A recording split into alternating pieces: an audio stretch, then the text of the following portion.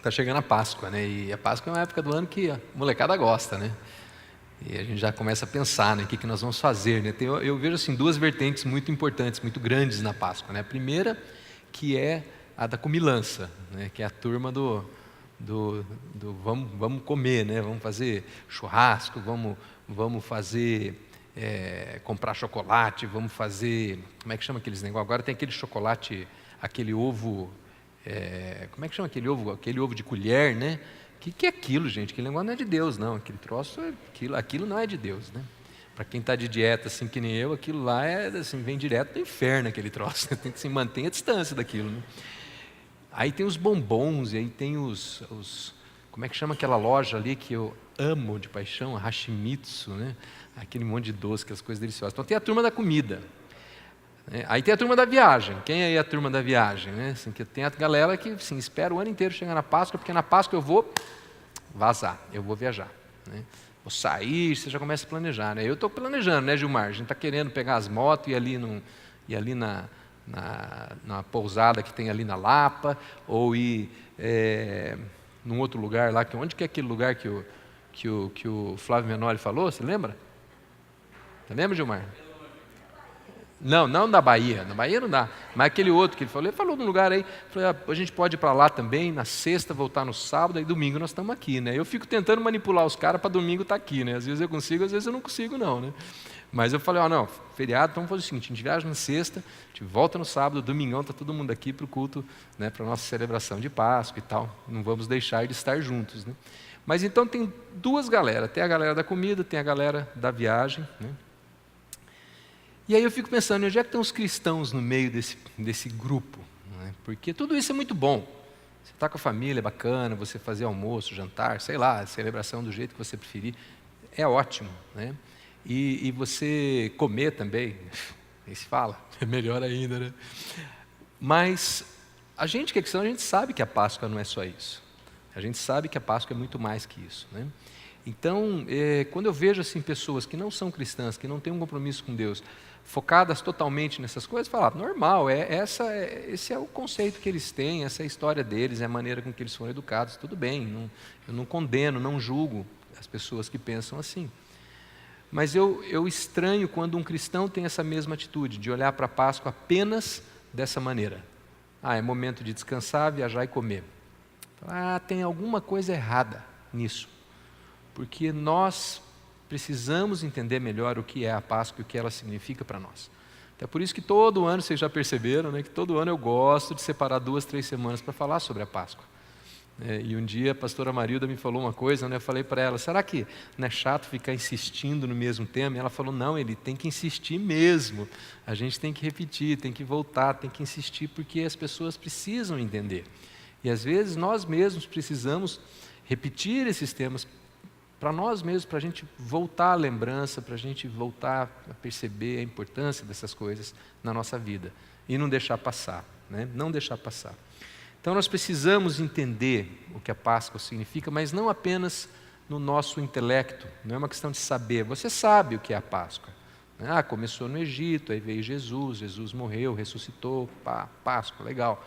Morte e ressurreição de Cristo, ok, você sabe disso. Mas a questão não é apenas saber, é a gente ir além e experimentar isso. Experimentar nas nossas vidas o que significa a morte e a ressurreição de Jesus. Esse é o grande tema que nós precisamos compreender. E esse tema, ele tem o potencial de mudar a nossa vida, totalmente. Quando nós compreendemos a importância da Páscoa, nós descobrimos duas coisas muito importantes. Quem somos e por que nós somos. Nós respondemos essa pergunta, que é a pergunta primordial que todo mundo quer responder. Quem sou eu? Né? E por que sou eu? Por que estou aqui? Qual o propósito da minha vida? E a Páscoa responde isso. E hoje, e domingo que vem, eu vou mostrar para vocês como a Páscoa responde essas duas coisas, que tanta gente tem assim, gastado a vida tentando responder de N maneiras. Na Páscoa a gente encontra essa resposta. Bom, como é que nós vamos fazer então? Nós vamos estudar um texto, hoje e domingo que vem, nós vamos trabalhar o mesmo texto, um texto bem longo, tá? Que está em 2 Coríntios, capítulo 5, e eu vou desmembrar esse texto em duas partes. Uma parte nós vamos estudar hoje, a outra parte nós vamos estudar domingo que vem, beleza? E nesse texto nós vamos encontrar essas duas respostas então, tá? Então, agora eu vou ler o texto inteiro, vou pedir para vocês acompanharem ou na sua Bíblia ou no telão. E primeiro eu vou ler o texto completo e mais tarde eu vou ler ele separado em pedaços. Vamos lá? Então, 2 Coríntios 5, capítulo 5, versículo 14. Pois o amor de Cristo nos constrange, porque estamos convencidos de que um morreu por todos, logo todos morreram. E ele morreu por todos para que aqueles que vivem já não vivam mais para si mesmos, mas para aquele que por eles morreu e ressuscitou. De modo que, de agora em diante, a ninguém mais consideramos do ponto de vista humano. Ainda que antes tenhamos considerado Cristo dessa forma, agora já não o consideramos assim. Portanto, se alguém está em Cristo, é nova criação. As coisas antigas já passaram, eis que surgiram coisas novas. Tudo isso provém de Deus, que nos reconciliou consigo mesmo por meio de Cristo e nos deu o ministério da reconciliação. Ou seja, que Deus, em Cristo, estava reconciliando consigo o mundo, não levando em conta os pecados dos homens, e nos confiou a mensagem da reconciliação. Portanto, somos embaixadores de Cristo, como se Deus estivesse fazendo o seu apelo por nosso intermédio. Por amor a Cristo, suplicamos, reconciliem-se com Deus. Deus tornou pecado por nós aquele que não tinha pecado, para que nele nos tornássemos justiça de Deus. É um texto longo, parece meio confuso, parece meio complexo, mas nós vamos ver que não é. E antes da gente entrar no tema, eu quero destacar o versículo 18, que é o nosso tema de hoje, que é o tema da série, né? Tudo isso provém de Deus, que nos reconciliou consigo mesmo por meio de Cristo. Ou seja, que Deus em Cristo estava reconciliando consigo o mundo, não levando em conta os pecados dos homens. Páscoa é reconciliação. Então, a primeira coisa que nós vamos trabalhar, que nós queremos entender, né, o nosso tema dessas 2 semanas, Páscoa é reconciliação. Páscoa é Deus se reconciliando com o mundo, fazendo algo que nós não poderíamos fazer. E com essa reconciliação, ele responde aquelas 2 perguntas. Quem eu sou, para que eu existo? Quem eu sou, para que eu existo? Por quê? Da onde vem essa dúvida? Da onde vem esse dilema, né? Shakespeariano, né? Da onde vem isso? Vem da nossa separação de Deus. Vocês se lembram, vocês já estudaram, já aprenderam isso. O homem foi criado para estar em comunhão com Deus, para caminhar com Deus, para ser um com Deus. Aí vem Adão, pecado, surge a separação. A partir do momento que há separação, há uma quebra na identidade do homem. Porque agora eu não sou mais aquele para o qual fui criado. Eu fui criado para viver com Deus. Eu estava completo em Deus. Agora, não há mais Deus. Então falta algo, há um vazio, eu me torno incompleto pela ausência de Deus. E surgem então essas dúvidas, surge esse dilema. A partir dessa separação, o homem começa a buscar maneiras de se aproximar novamente de Deus, de se ligar a Deus, e aí surgem os sacrifícios. Alguém sabe qual foi o primeiro sacrifício na história bíblica? Primeiro sacrifício? Foi lá no jardim. A gente não para pensar muito nisso, mas quando Deus vem, Adão e Eva, né, se escondem e falam, estou nu. E aí Deus faz uma roupa com pele. Da onde veio aquela pele? De um animal. Que tirou a pele e entregou para Deus. Não, que morreu. O primeiro sacrifício acontece no Éden. Quando acontece o primeiro pecado, ali fica estabelecido, daquele momento em diante, o pecado será lavado pelo sangue, pelo sacrifício, algo que anos mais tarde Moisés iria estabelecer, iria dizer, né? Daqui a pouco a gente vai ver essa passagem, tá? Mas naquele primeiro momento ali, surge o pecado, surge o sacrifício, porque a partir daquele momento fica claro, a única maneira de se chegar até Deus é através do sacrifício, é através do sangue. E lá em Gênesis 4, a gente já vê o povo sacrificando animais, né, rapidamente, quer dizer, Gênesis 1, criação, Gênesis 4, já estão fazendo sacrifício. E aí chega um episódio que eu acho muito, muito, muito tenso, muito chocante. Lá em Gênesis 22, vocês lembram dessa história? Quando Abraão sobe o monte para fazer um sacrifício, Deus pede para Abraão que entregue o seu próprio filho Isaque. Lembram disso? Fico tudo arrepiado quando eu lembro dessa história. E Isaque vira para Abraão, vira e fala: pai, nós estamos subindo, estou levando a lenha, o senhor está levando a faca cerimonial, cadê o cordeiro? Isaque não é bobo, Isaque tem treta. Nós estamos subindo lá, estou levando a lenha no lombo, meu pai está levando a faca, mas não estou vendo cordeiro em lugar nenhum. Cadê o cordeiro, pai? E naquele momento, Abraão fala para ele: Deus proverá para si o cordeiro. Abraão naquele momento não sabe, mas eu creio que ele está profetizando Jesus, que viria 1881 anos mais tarde, uma coisa assim. É uma profecia que ele faz. Deus proverá para si o cordeiro.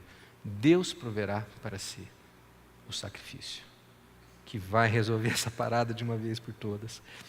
E aí mais para frente, lá em Levítico, né, Moisés, ele explica a questão do sacrifício. Ele fala: é o sangue que faz propiciação pela vida. É através do sangue que nós recebemos a vida, né? Então a única maneira de se pagar pelo pecado, até então, era o sangue, era o sacrifício, né?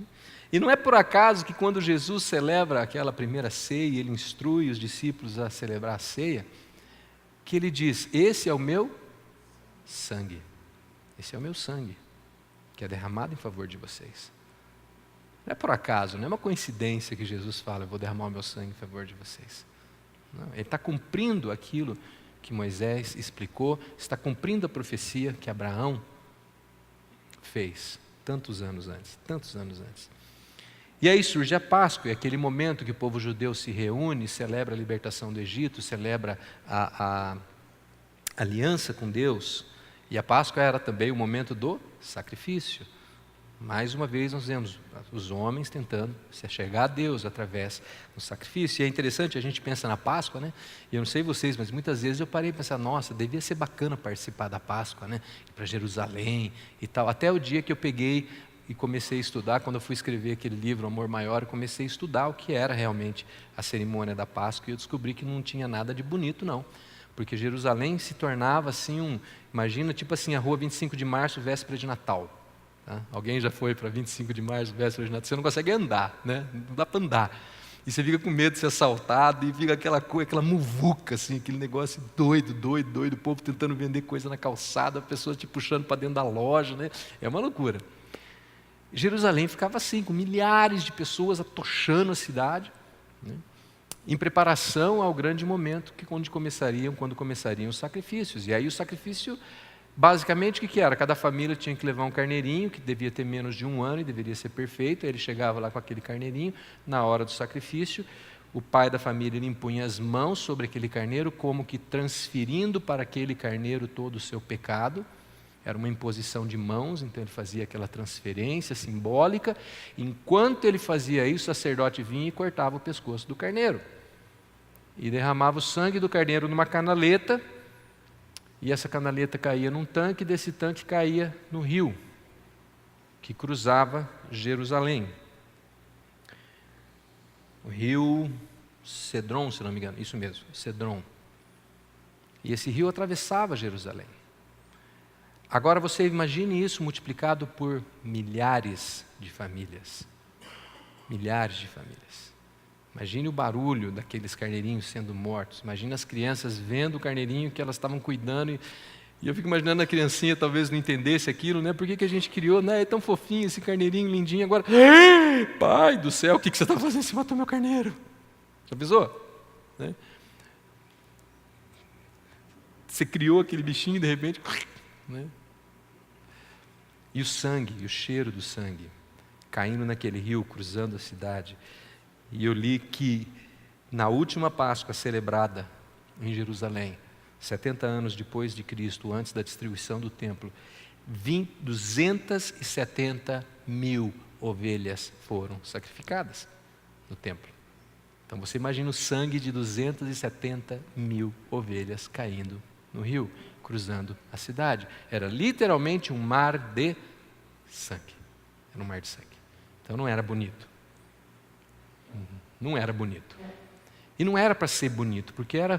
Para que tudo isso? Para o povo lembrar o preço do pecado. Pecado gera morte. Tudo isso era para as pessoas lembrarem disso. O seu pecado gerou morte. E alguém vai ter que morrer pelo seu pecado. Alguém vai precisar morrer pelo seu pecado. E no Velho Testamento eram as ovelhinhas que morriam. Eram os animais, os cabritos, as pombinhas. Alguém tinha que morrer pelo preço do pecado, né? Alguém precisava morrer. Mas Deus tinha um plano e Ele sabia que nós seríamos incapazes de viver assim. E que a gente ia ter que matar todas as ovelhas do mundo para conseguir resolver essa parada, porque não ia dar certo. Porque nós não íamos ser capazes de viver pela lei. E as suas 800 e tantos artigos da lei eram um negócio assim, impossível. Eu sabia que não ia dar certo. Eu sabia que isso não ia funcionar. E aí, sim, Ele envia Jesus para resolver isso de uma vez por todas. E Deus decide, eu preciso de um sacrifício santo, um sacrifício perfeito, que cubra todos, que resolva para todos de uma só vez. Aí vem Jesus, a decisão de Jesus. Nascer, viver como um homem, abrir mão de tudo, se entregar, morrer e ressuscitar, como sacrifício vivo, santo e definitivo. Definitivo. Cumprindo de forma perfeita tudo o que a lei exigia, porque a lei exigia um cordeiro santo, puro, que não tivesse defeito, e Jesus foi tudo isso. Jesus foi tudo isso. E Ele cumpre então o que Abraão havia profetizado, 1831 anos antes. Em Hebreus, o autor de Hebreus resume isso dizendo que não foi por meio de sangue de bodes ou novilhos, mas pelo seu próprio sangue, pelo próprio sangue de Jesus, que Ele entrou no lugar santíssimo, onde Deus está, de uma vez por todas, resolveu o problema, obteve eterna redenção. De uma vez por todas, de uma vez por todas. De uma vez por todas. E aí no versículo 26 ele diz, e Ele apareceu de uma vez por todas, no fim dos tempos, para controlar o pecado, minimizar o pecado, repreender o pecado. Não, para aniquilar o pecado. Em outra versão fala para destruir o pecado. Jesus destruiu o pecado mediante o sacrifício de si mesmo, de uma vez por todas. É por isso que naquele momento na cruz, antes de se entregar a sua vida, Ele fala, está consumado, está resolvido, está feito, não há nada mais a ser feito, o que tinha que ser feito eu já fiz, e eu fiz por vocês, eu fiz por vocês. Ao se entregar, Jesus cumpre a lei, Ele paga o preço pelo pecado da humanidade, e leva sobre si mesmo toda a nossa transgressão, toda a nossa corrupção, e com isso Ele nos reconcilia com Deus. Ele faz a reconciliação que nós não poderíamos fazer, que a lei não poderia fazer, que as ovelhinhas não poderiam fazer. Jesus faz isso. Jesus nos reconcilia. E é isso que Paulo está falando nessa carta para o Coríntios, que quando a gente olha no primeiro momento, fala, o que isso tem a ver com a Páscoa? Não tem nada a ver com a Páscoa. Tem tudo a ver com a Páscoa. Porque a Páscoa é reconciliação. Páscoa é Deus nos buscando. É Deus nos atraindo, Deus nos resgatando. Isso é Páscoa. Isso é Páscoa. Então vamos olhar o nosso texto lá desde o comecinho, separando agora as partes. Vou começar pelo versículo 14. Paulo diz assim, pois o amor de Cristo nos constrange, porque estamos convencidos de que um morreu por todos, logo todos morreram. Então, o que ele quer dizer? Nós fomos incluídos na morte de Cristo. Jesus, quando Ele subiu, Ele falou, eu atrairei todos a mim. Todos foram atraídos a Jesus, foram levados à cruz com Jesus, morreram com Ele, venceram com Ele, porque Ele venceu a morte, Ele derrotou o inferno, derrotou o pecado. Nele nós temos essa vitória, nós temos a vitória, nele, não é o Eli, não é o Rafa, não é o Marco ou a Cris que vencem, é Jesus em nós que vence, é Ele que vence em nós. 16. De modo que de agora em diante, a ninguém mais consideramos do ponto de vista humano, ainda que antes tenhamos considerado Cristo dessa forma, agora já não o consideramos assim. O que ele está dizendo aqui é que agora nós transcendemos a existência humana. Antes nós só nos preocupávamos com o quê? Carne e osso, com físico, com material. Mas agora nós entendemos que a vida não é só isso, a vida não é só o que comer, o que beber e o que vestir, e aonde morar, e que carro dirigir, e que celular você tem. A vida não é mais só isso. Há algo muito mais importante, há uma esfera espiritual na nossa vida, que transcende todas essas outras coisas. E agora eu sei que independente do que eu tenho ou que eu deixo de ter, eu estou em Cristo, e nele eu tenho uma nova vida, eu tenho uma vida eterna. Então eu não vou mais considerar a vida como apenas material, mas eu vou levar em consideração toda essa realidade espiritual da qual agora eu faço parte, mesmo que outrora não tivesse sido assim, né? Então agora nós entendemos. 17, portanto, esse versículo todo mundo conhece, né? Esse aí, principalmente os batistas. Tem algum batista aí aqui? Os batistas amam pregar em cima desse versículo, né? Portanto, se alguém está em Cristo, é nova criação. Na outra versão fala assim, nova criatura. As coisas velhas já passaram, eis que tudo se fez novo, né? Se alguém está em Cristo, é nova criação, as coisas antigas já passaram, eis que surgiram coisas novas. Como assim somos nova criação? Em Cristo nós temos uma nova identidade. Lembra que eu falei no começo? Quem é você? Quem é você? Agora você é filho. E não é só filho, você é filho amado de Deus. Você foi adotado, mas você foi adotado de uma maneira muito especial. Você foi adotado com o DNA de Deus. O teu DNA agora é o DNA de Deus. Você tem Deus em você. Jesus está em você, né? Tudo se fez novo. As coisas antigas já passaram. Agora eu não preciso mais viver preso à culpa do meu passado. Sabe o que você fez no verão passado? Né? Lembra daquele filme? Eu sei o que você fez no verão passado. Está resolvido. Você não precisa carregar essa culpa. Ah, mas eu fiz isso, eu fiz aquilo. Eu lembro uma vez eu conversando com um amigo que eu estava falando de Jesus para ele, ele falou assim, mas Eli, eu não consigo aceitar essa ideia de que tudo que eu fiz de errado no passado simplesmente foi perdoado. Não pode ser simples assim. Essa é a graça de Deus. Mas não é simples assim. Jesus precisou morrer por isso. Jesus precisou entregar sua vida por isso. Então não foi barato. Custou muito caro. Só que não custou para mim, nem para você. Custou para Jesus. Mas foi o preço que Ele estava disposto a pagar pela nossa vida.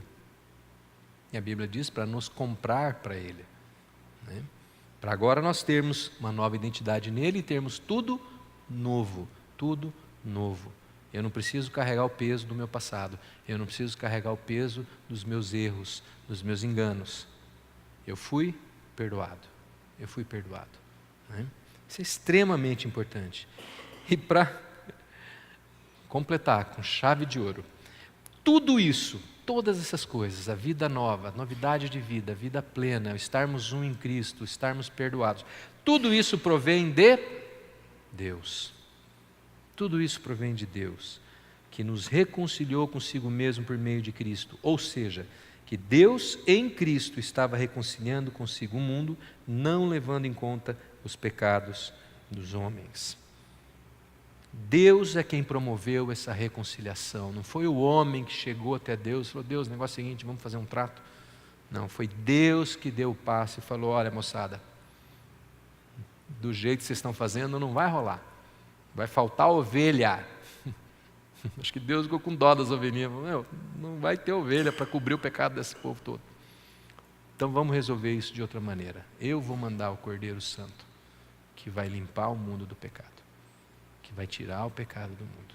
Foi uma decisão de Deus. Ele é que dá o passo de se reconciliar conosco e nos trazer de volta para Ele. E um detalhe muito interessante,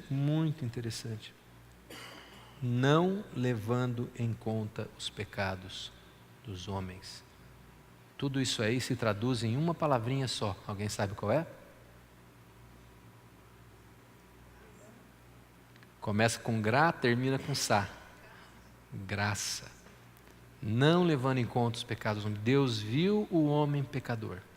Deus viu o homem na sua corrupção, na sua imundície, na sua queda, e falou: eu vou fazer algo a respeito. Eu vou me reconciliar com eles. Não porque eles são bons, ou porque eles são santos, ou porque eles têm boas intenções, ou porque eles erram tentando acertar, não é por nada disso. É porque eu os amo. E eu os criei para serem amados, para receberem o meu amor. Então eu vou em direção a eles, em direção deles, e eu vou me reconciliar com eles, porque eu amo. E isso é manifestação da graça de Deus, da graça de Deus, da graça de Deus. Então não é pelo que nós fazemos, pelas nossas obras, pelos nossos ideais ou virtudes. Todas essas coisas são boas, mas precisam ser frutos da nossa relação com Ele. A gente já falou bastante sobre isso esse ano. Tudo isso é importante. O que você faz, sua virtude, seu domínio próprio, tudo isso é importante. Mas como fruto do seu relacionamento com Deus. Fruto da sua reconciliação com Deus. E aí Paulo conclui, no versículo 21, ele faz um resumo do plano da salvação através da graça. Que ele resume tudo, né? Deus tornou pecado por nós aquele que não tinha pecado. Quer dizer, Jesus se torna pecado. Jesus recebe todo o pecado do mundo, toda a corrupção, toda a imundície, toda a morte, todo o estupro, todo crime, tudo que você imaginar de ruim. Jesus recebe tudo isso sobre si, para que nele nos tornássemos justiça de Deus. Jesus tira todo o pecado, recebe todo o pecado e devolve para nós a sua justiça. E se estamos em Cristo nós somos justificados. E aí é um outro dilema da graça, nós não vamos discutir isso hoje, já falamos sobre isso no começo do ano, o vídeo está lá no nosso site, se alguém quiser olhar, quando eu preguei exclusivamente sobre esse assunto, o que é ser justo. O que significa esse ser justo? Porque você pode falar, mas como assim eu sou justo? Ontem mesmo eu fiz um negócio lá que não foi exatamente uma coisa que uma pessoa justa faria, né? Então eu sei que esse é um dilema que deixa muita gente bugada. Aí você entra lá no site da missão, acha lá justos, assiste e vem conversar comigo. Mas basicamente o que Paulo está falando é o seguinte: Deus faz a seguinte troca: me dá o seu pecado e eu te dou a minha justiça. Uma troca boa para nós, né? Me dá aqui o seu pecado e toma a minha justiça. E o nome dessa troca, de novo, é graça. Ô Deus, quanto vai custar isso? Só a sua decisão. Você só tem que decidir. Você só tem que querer. Mais nada. Você não tem que pagar nada, você não tem que fazer nada. Basta querer. E eu vou tirar o teu pecado e vou te dar a minha justiça. E a partir de agora, você vai ser justo. Justo. Isso é Páscoa, gente. Isso é Páscoa. Recebemos uma nova identidade em Cristo. Agora não somos mais pecadores, agora somos justos. Agora somos filhos. Somos escolhidos. Filhos amados, né? Adotados, reconciliados, para sermos e exercermos a justiça de Deus. E nessa justiça nós encontramos a paz. Paz com Deus. Que tanta gente procura de tantas maneiras e luta por isso e entra em depressão e crise porque eu preciso paz. E a paz está à sua disposição o tempo todo. A paz está à sua disposição. Quando você se reconcilia com Deus. Quando você se encontra com Deus. Tudo isso está contido na morte de Jesus. Tudo isso está contido na Páscoa. É bastante coisa, né? E tem mais ainda. Essa reconciliação através do sangue, não do cordeiro mais, não das pombinhas, não dos cabritos, não dos animais. Sei lá, talvez o pecado fosse tão grande que o cara tivesse que levar um touro lá, né? Vou sacrificar um mamute, né? Que eu prontei uma aí que, olha, né? Cordeirinho não vai resolver, né? Então, que bicho que tem, um elefante, né? Imagina o cara chegando com o elefante no templo lá. Então, o cara olha, caramba, velho, tu é pecador, hein? Bota fé. Tem uns políticos aí que iam ter que chegar com manada, né? Mas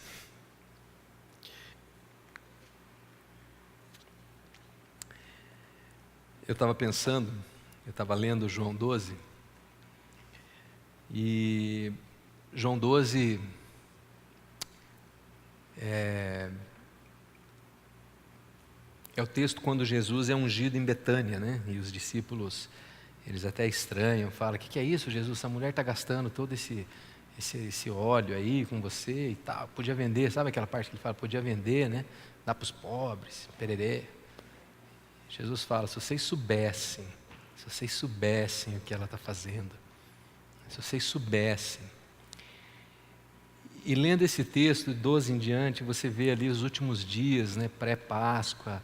Então é a quarta-feira, a quinta-feira, a sexta-feira, né, começa na quarta-feira em Betânia, depois na quinta-feira Jesus entrando em Jerusalém, falando da morte dele. E ele vira para os discípulos e eu não sei se ele fala ou ele pensa, ou eu que estou achando que ele fala, sei lá, é minha imaginação aí voando solto. Se vocês soubessem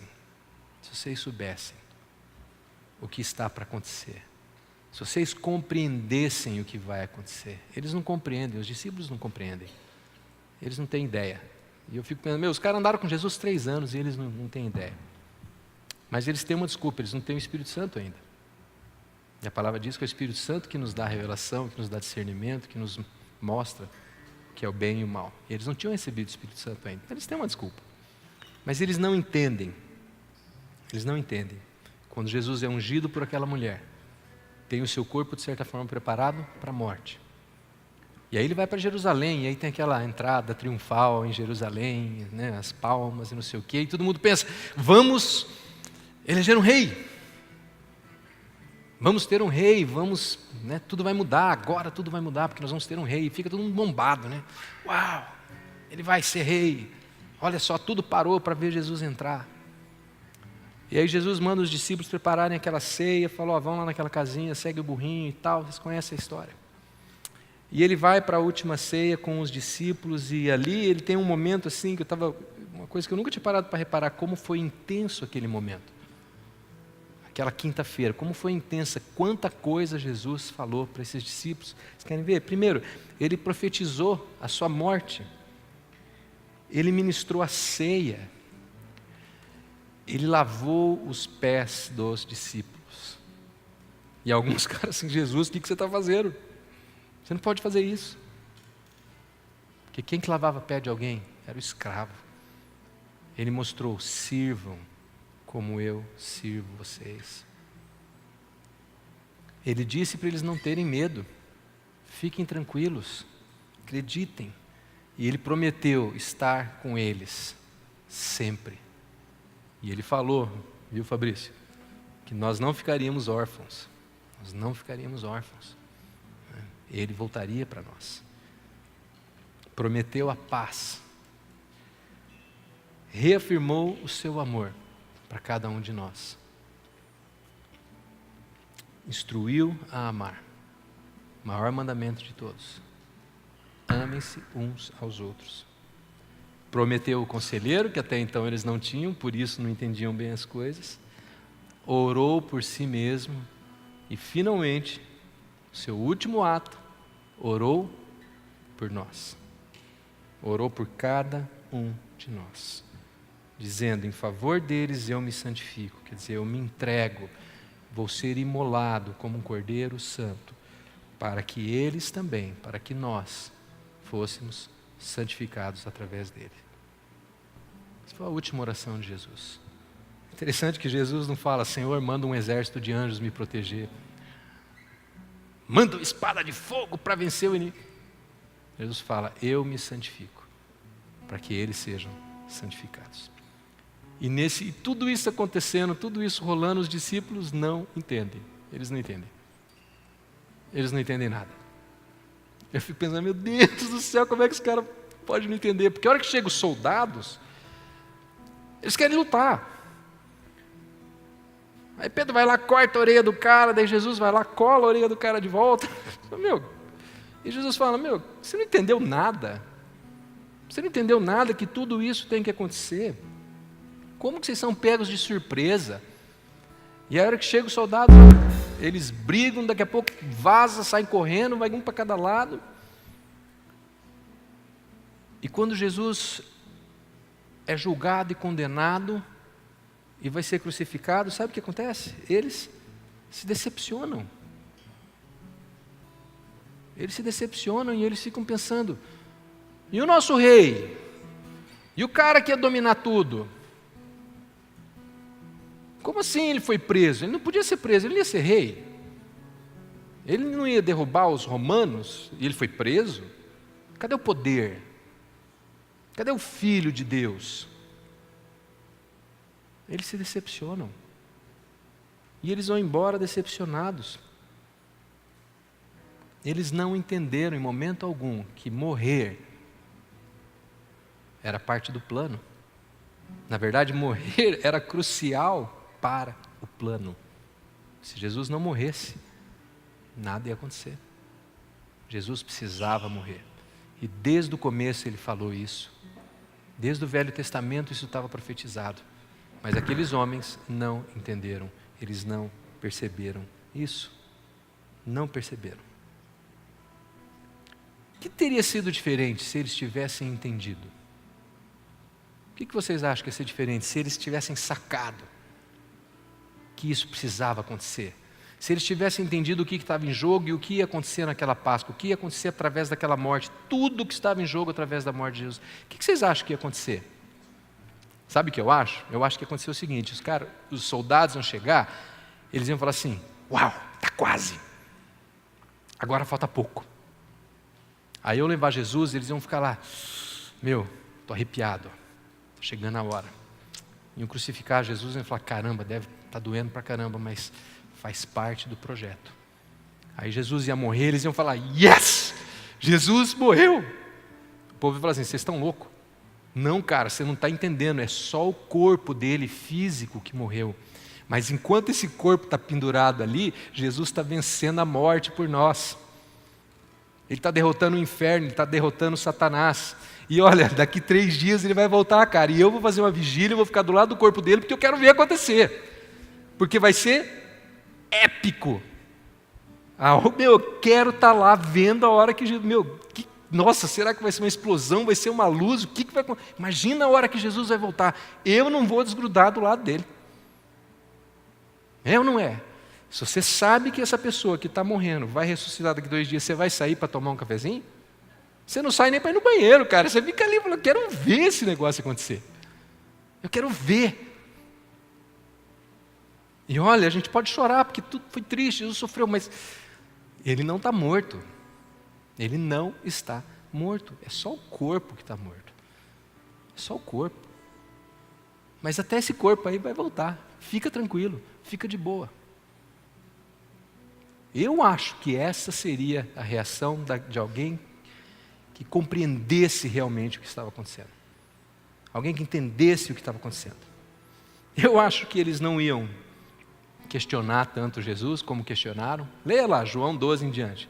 Você vê eles questionando um monte de coisa, discutindo com Jesus. Questionar Jesus, você vai discutir com Jesus, você vai dormir durante a oração, igual eles dormiram, você vai fugir, negar Jesus, se dispersar, que nada, você ia grudar, você ia colar, falar, cara, eu não saio daqui que ninguém me tira. Enquanto Jesus não ressuscitar, eu não vou sair daqui, eu quero ver, eu quero estar na primeira fila. Eu quero ver. Eu quero estar junto. Eu quero estar junto. Eu quero estar junto. Eu acho que é assim que a gente ia agir, que eles iriam agir, se eles compreendessem. Eles iam ficar na expectativa do momento da volta triunfante do verdadeiro rei, o rei ressurreto. O rei ressurreto.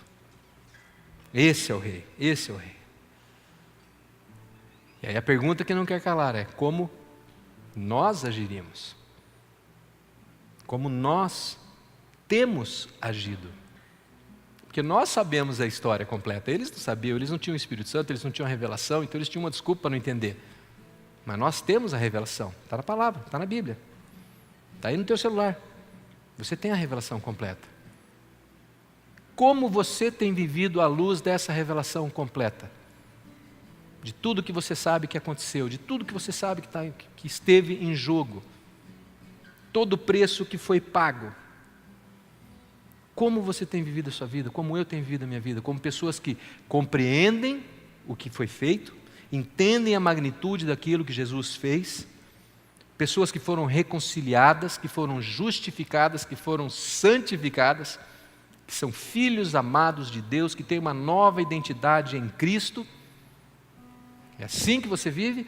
Ou como aqueles discípulos naquele primeiro momento, cheios de mimimi, preocupados com a segurança deles, preocupados com o que os outros vão falar, fugindo, se escondendo pelos cantos, porque e se prenderam Jesus, nós somos os próximos, vamos se esconder, lamentando a sua circunstância que não é boa. Foi isso que eles fizeram. Mas eles não tinham a revelação completa. Nós temos. Nós temos. Como você tem vivido? Usufruindo da sua revelação, da sua reconciliação com Deus, da sua nova identidade? Ou lamentando as suas circunstâncias? Algumas semanas atrás a gente recebeu um documento muito importante, né? Pouca gente viu isso aqui. Que é um diploma, um certificado de cidadania italiana. Aqui está falando assim, si certifica che Torresini de Oliveira lì é cittadino italiano. Olha que chique. Então hoje eu sou um cidadão italiano. Muito bem, eu tenho uma nova identidade, uma identidade italiana. Se eu for lá, eu faço literalmente uma nova identidade, um passaporte, etc. e tal. E aí eu sou um cidadão italiano. Que valor que isso tem? Tem valor ou não? Sim e não. Depende. Isso aqui é só um pedaço de papel. Esse papel não tem valor nenhum. Eu imprimo no meu computador quando eu quiser. Não tem valor nenhum. Se eu guardar ele na gaveta, não tem valor nenhum. Se eu botar ele num quadro, não tem valor nenhum. Agora, se eu falar, não, eu vou usar isso aqui para meus filhos fazerem um mestrado, ou um doutorado, ou quem sabe me aposentar na Itália, ou quem sabe, sei lá, utilizar qualquer benefício, ir para os Estados Unidos e não precisar pegar visto, né? Sei lá. Aí ele passa a ter valor? Passa a ter valor. Essa minha nova identidade só tem valor se eu fizer uso dela, se eu entender que ela tem valor e eu fizer uso dela. A sua identidade em Cristo só tem valor se você fizer uso dela. Senão é só uma história interessante para você contar. Agora, Jesus sabe o valor que ela tem, porque foi Ele quem pagou o preço da sua reconciliação com Ele. E o preço foi o sangue dele. Jesus sabe o valor. Você precisa descobrir o valor. Eu preciso descobrir o valor. E começar a usufruir disso. Começar a usufruir disso. Opa, volta. Usufruir disso. Começar a viver intensamente isso que Paulo fala. As coisas antigas já passaram. Tudo se fez novo. Tudo se fez novo. A sua identidade em Cristo, ela começa a crescer a partir do momento que você decide. Tudo se fez novo. Tudo se fez novo. Eu fui reconciliado com Deus. Jesus me comprou de volta para Deus. Me deu novidade de vida, não é uma vida qualquer, uma vida plena, uma vida abundante, uma vida completa. Sim, há circunstâncias ruins, há momentos difíceis, há lutas, há dificuldades. Faz parte. Mas a vida não é só carne e osso, material, carro, comida, casa, roupa. Naquela dimensão espiritual onde eu estou em Cristo, estou com Cristo, ali eu tenho plenitude, ali eu tenho tudo. E é ali que eu me refugio, porque eu entendo que eu estou nele e ele está em mim. E tudo passou, e é tudo novo. Esse é o nosso desafio hoje, é entender que a Páscoa não é só ovo, coelhinho, viagem. A Páscoa é a reconciliação com Deus. Mas essa reconciliação só tem valor se nós a colocarmos em prática. Se nós a vivermos, se nós a experimentarmos, se nós a explorarmos e usufruirmos dela. Entrarmos nela e falar, Senhor, eu quero saber tudo o que significa. como teu filho, eu quero saber tudo que eu posso fazer como teu filho. Igual aqui na Itália, eu entrei em contato com um escritório de advocacia, lá falou, eu quero saber tudo que eu tenho direito por causa desse pedaço de papel, eu quero saber tudo. Me expliquem tudo, e eles estão me explicando, tudo que pode, tudo que não pode. Então chegar para Deus e falar, Deus, eu quero saber tudo. O que significa ser teu filho? Eu preciso saber. Me fala tudo, me explica tudo, direito ao que eu tenho? Eu posso viajar para os Estados Unidos sem visto? O que eu posso fazer? O que eu posso fazer? Como que eu faço isso? Como que eu vivo isso? Então nós vamos orar, nós vamos cantar uma música, depois nós vamos orar. Tem uma música aí para nós, né? Mas eu queria que você estivesse pensando, durante esse período dessa música, vai cantando e vai meditando assim, será que eu tenho vivido a minha vida como um reconciliado? Será que eu tenho vivido como um resgatado, como um comprado, como um filho amado de Deus, que está em Cristo e Ele está em mim? Eu tenho vivido assim? Ou eu tenho sido um crente nominal que vem para a igreja de domingo de manhã e bate o cartão e beleza e toca a vida sozinho, desanimado, preocupado, com medo, igual aqueles discípulos naqueles primeiros dias? Como tem sido a minha vida? Vocês não têm que me falar nada, isso é entre você e Deus. Mas faz essa reflexão, como é que tem sido a minha vida? O que precisa mudar para eu entender a minha reconciliação e viver como um reconciliado, entender que tudo é novo, as coisas velhas já passaram e daqui para frente vai ser tudo novo, novo, novo. Vamos fazer isso?